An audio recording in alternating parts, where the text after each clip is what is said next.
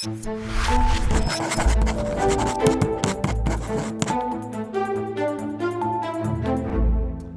Sunday, when Trump, in a very serious tone, suggested that despite the Constitution clearly prohibiting a third presidential term, he in fact was actively considering it, and apparently had multiple internal conversations on just how to pursue it.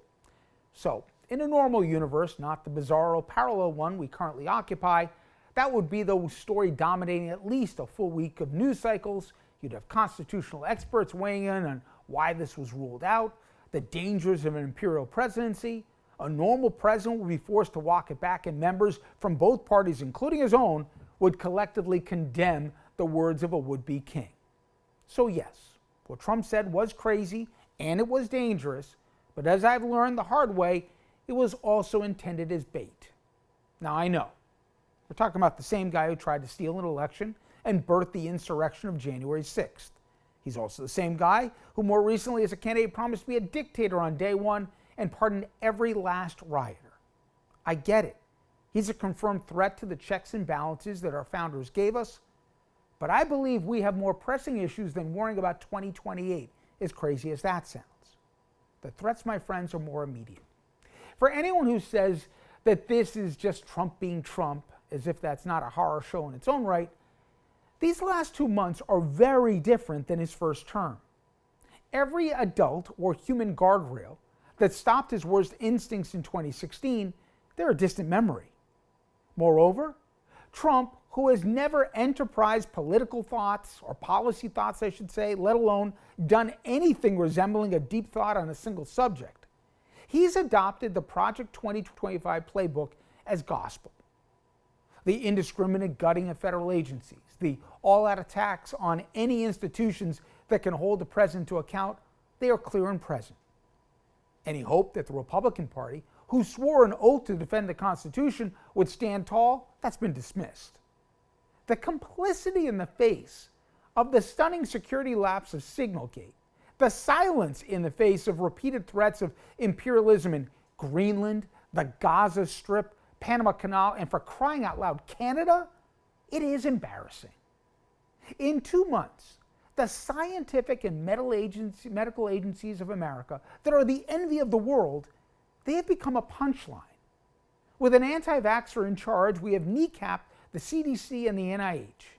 Somehow, we have managed, under his leadership, to turn a cured pandemic in measles and somehow resurrected it with fatalities and a widening spread in Texas and now beyond.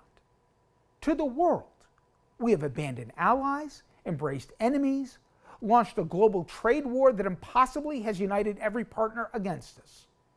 The markets have had their worst quarter in a long time, and consumer confidence is at its lowest level since the pandemic. America is not feeling great right now, and our biggest problems have been self-created, amazingly, by this president and his minions.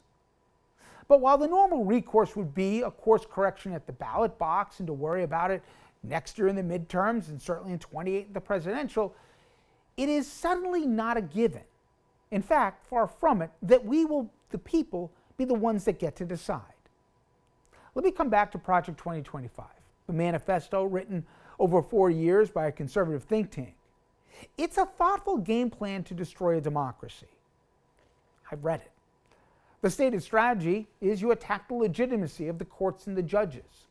Use the federal government to target things like law firms that represent Trump's opponents, or television networks and newspapers whose coverage the president doesn't care for, and freeze funding for universities and academia if he didn't care for their campus culture. Many of these players in the Fourth Estate and beyond have capitulated, sending a chilling message to others that defiance is risky. Protesters, they've disappeared from college campuses, courtesy of plainclothes ICE agents without due process in broad daylight in America. It is intentional by this administration to choke dissent.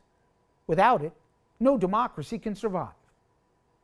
Democratic Senator Chris Murphy from Connecticut, he sat down with a New Yorker recently and revealed that the biggest debate in Democratic circles in D.C. isn't if his party will win back the House in the coming midterms or who the standard bearer will be in 28. Instead, they openly worry if our next elections will be free and fair. I want you to think about that. Now, while he says there will be elections, he wonders out loud if the lawyers tasked with protecting candidates in the courts will be muzzled. Will fundraising groups for his party be kneecapped? Will activists be threatened with jail or violence? Again, I know this guy, Senator Murphy, from my experience, he's not some bomb thrower. He's a sober, moderate voice who I always admired for his seriousness. He is serious when he says our very democracy is at stake and that the battle box will be a battleground. So, I guess I'd ask all of us to resist the daily created scandal from Team Trump to distract us from their latest fiasco and the bigger story of what kind of America we will leave our kids.